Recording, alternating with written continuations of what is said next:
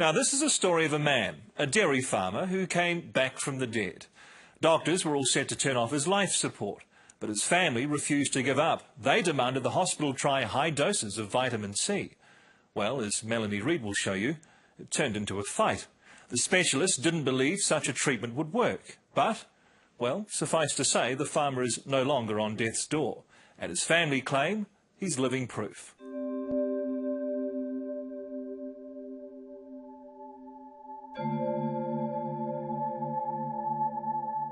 This is Aotearoa farmer Alan Smith in Auckland's intensive care unit shortly before the doctors told his family his life support should be turned off and he be allowed to die. And I just sort of backed up and looked at him laying there so helpless, and you know, he was my whole life. We've been together since we were both 16. On the Smiths' Aotearoa farm, Alan's wife Sonia and son Shane remember when they were told it was all over. I was, you know, speechless. I mean, it was like, your dad's the sort of person that you could always rely on him to be there to help you, and it was like, shit. Childhood sweethearts Sonia and Alan were married when they were both 17. They have 3 sons. Their 9th grandchild was on the way when Alan got a severe case of swine flu. He was always there to help us with anything.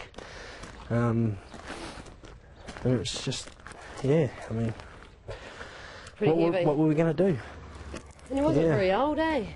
No, only 56.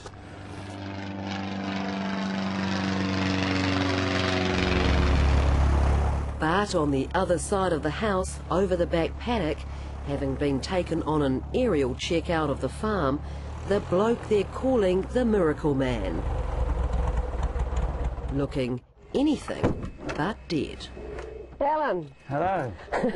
You're not doing too bad for a guy that was meant to be 6 foot under. Well, apparently I was supposed to be turned off. About over a year ago now it was. Yes.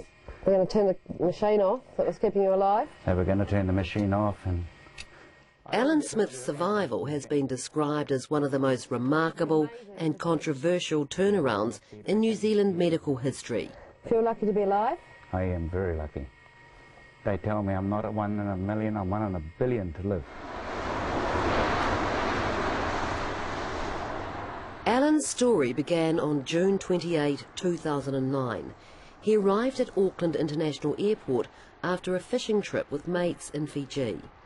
He caught a connecting flight to Tauranga where his launch is moored and was joined by his wife Sonia. I woke up in the night and he was really hot, so I gave him some Panadol and that cooled him off, but cooled him off a bit much because later on he was so... I woke up again and he was just like, he was laying there just stone cold and just laying there still as, and I thought, oh God, the first thing came to my mind was, God, he's dead. In Tauranga Hospital, Alan was swabbed for swine flu. After 2 days, his deterioration was so dramatic, the 3 sons and 8 grandchildren arrived, warned this could be a final goodbye. Just seeing him just in an induced coma and everything like that just was horrible. I mean, yet that was the beginning. A specialist crew flew in from Auckland with a portable ECMO machine, a complex life support system which takes over the function of the lungs. All the grandkids had surrounded their papa before he was airlifted north. And they were still alive. My papa, they said. Oh, then what happened? They stood waving at him. They lined the corridor. Oh, when he was taken out. When he was taken out the stretcher, yeah. Then I waved goodbye to the helicopter. Yeah. From the hospital? Yeah, from the hospital as they took him away. And you must have been thinking, the chances aren't good. Yeah, well, yeah, it was then I was starting to think, well, you know, where are we going to go with this? As Alan lay in a coma in Auckland Hospital, heavily medicated, ECMO and other machines keeping him alive, Sonia began a detailed diary. Saturday, 4th of July. Told this morning that it's 100% swine flu with no other bacteria. He is worst case in New Zealand and Aussie, to be put on an ECMO machine. X-ray chest, whole lungs clouded out. These are those clouded out X-rays. Alan developed what's known as whiteout pneumonia. This is when the lungs can't be seen by X-ray, so full of infected fluids they are unable to take in any air whatsoever. For weeks on end, Alan's condition changed little, hovering close to death. When it got to 3 weeks, it was really getting scary then. Just as the family thought things couldn't get any worse, Alan was diagnosed with hairy cell leukemia. Auckland Hospital notes to the family say, "The type of leukemia Mr. Smith has is potentially treatable if that's all he had. However, with his lung failure, Mr. Smith cannot survive." Monday the 20th of July. United States specialist came. Alan still same. Asked for meeting at 3 p.m. Told us they were going to turn off life support. While Auckland Hospital refused to take part in this story, 60 Minutes has obtained Alan Smith's medical files and records of that Monday meeting. This morning we, the CVICU consultants, met and discussed with the ECMO specialist from America Mr. Smith's situation. The group is in unanimous agreement that Mr. Smith should be removed from ECMO and be allowed to die. Continuing is only prolonging his inevitable death. My brother just stepped in and he said, "No, you haven't tried everything. You've got to try vitamin C, intravenously high doses." And they just said, no. The family pleaded with doctors that Alan be administered high-dose vitamin C, a treatment right outside of mainstream medicine. So what was the doctor's reaction? Oh, they said no because there's no proof of it doing anything or doing anyone any good. Or my mind was just spinning because they wanted to turn him off, and I'm thinking, well, I hope we can get through this. And with that, Paul and Shane walked in. That's your sons? Yes, 2 of our boys. They walked in, and then, they really stood their grounds. I said to him, mate, I said, if you lie on that bed for as long as he had without vitamin C, you will die too, just like he's going to. Paul and Shane rang and told me, they sound like giving up, just like when you got a dead cow down. I said, well, They'd given up. I said to them, just force this vitamin C in them so it actually happens. And it'd be fair to say the Smith boys, Paul, Josh and Shane, weren't backwards in coming forward. I says, what have you got to lose, mate? You give me one good reason what you guys have got to lose by trying it. I says, because it's not fair that we, all of us, should go on living our lives with the thought in the back of our minds, if only we'd pushed and tried harder, would it have saved them? They were all about to find out if they'd pushed hard enough. The next day, Tuesday, Auckland Hospital arranged another family meeting. All of intensive care unit medical staff have met again. We are all in agreement that vitamin C will be of no benefit. We all agree Mr. Smith will not survive. However, one member feels slightly uneasy that we should wait a little longer before taking Mr. Smith off ECMO. It's therefore reasonable to wait until Friday. If Mr. Smith has shown no improvement by then, he will be taken off ECMO. In the meantime, given the family's strong beliefs about vitamin C, we are willing to give this over the next 2 days. So, Tuesday night, he got his first dose of 25 grams through the IV. And Wednesday morning he got another 25 grams. The Wednesday afternoon they did a CT scan on his chest, and that's when they found the air pockets in his lungs, whereas the x-rays had showed just complete white. So Alan's x-rays, before high-dose intravenous vitamin C, so full of infected fluid the lungs can't be seen. This X-ray taken after 2 days of high-dose vitamin C treatment. The lungs dramatically improved and readily visible.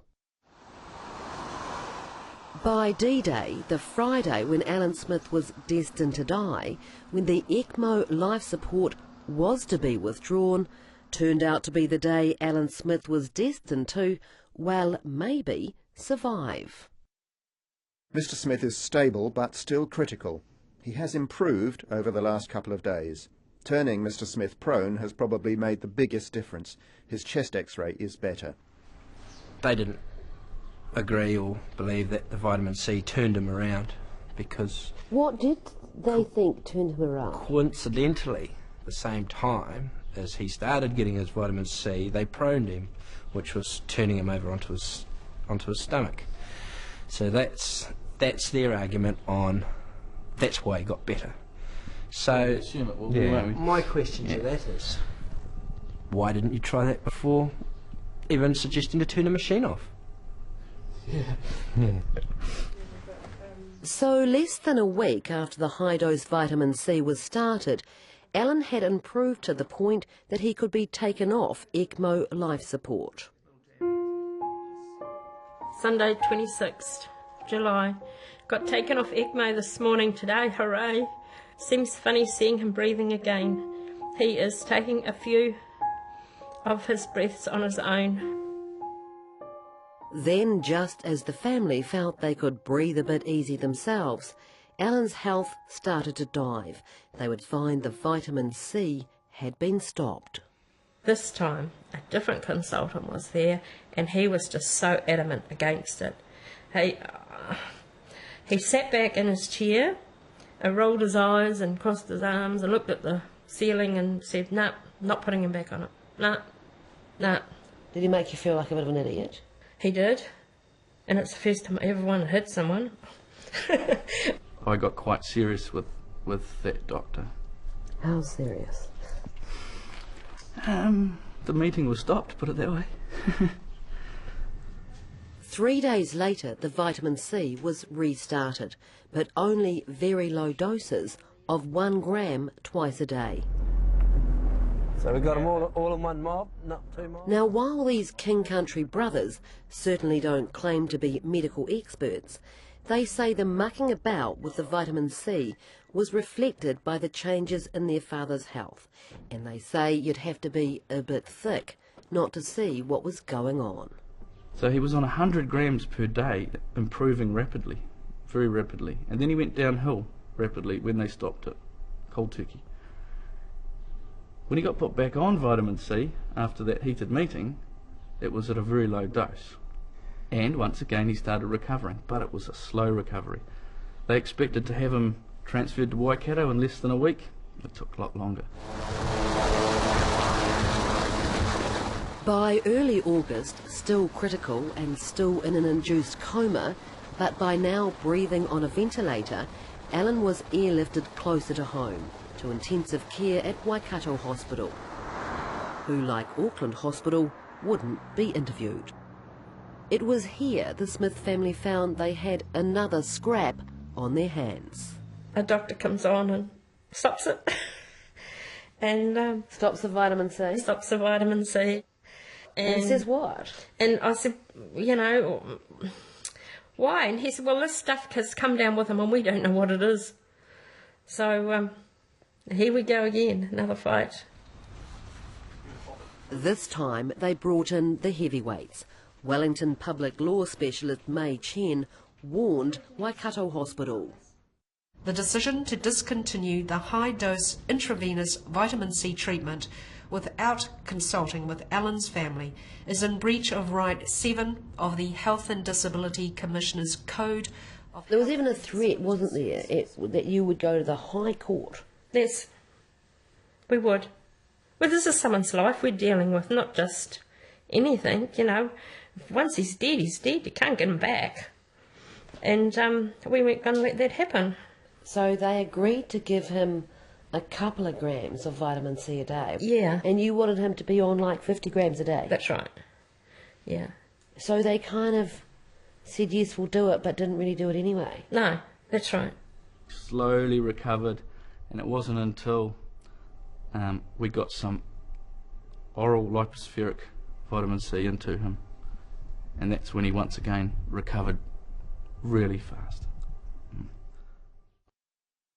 After a total of 9 weeks in a coma, Alan eventually was woken, which is when Sonia began administering vitamin C to Alan herself, using a special high-dose oral form known as lipospheric.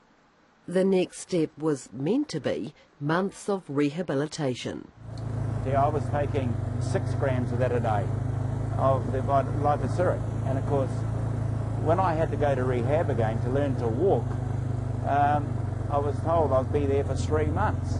Well, in 3 months I did not like the sound of that, but I walked out of that hospital in one day under 14 days, and even the doctors were absolutely disbelieved that I could come right so quick. Alan was back on the farm recuperating when his neighbour John came down the road calling out to him. Says to me, "Hey, Smitty, you owe me $15. I said, "What do I owe you $15 for, John?" He said, "I went and got me suit dry cleaned for your funeral, and you bugger, you've come back." Get him behind. Alan Smith's comeback is being talked about around the world, described as little short of miraculous. Alan himself says he's living proof the establishment should be taking high-dose vitamin C seriously, and sooner rather than later. And just a short flight away, his launch in Tauranga. You know, Alan, that there will be many health professionals who say that it is not scientifically possible that your recovery is because of having high doses of intravenous vitamin C. Well, they can say what they like, really, because basically I am alive. I was supposed to be dead. They wanted to turn me off, and here I am, I'm alive. Well done. Yeah.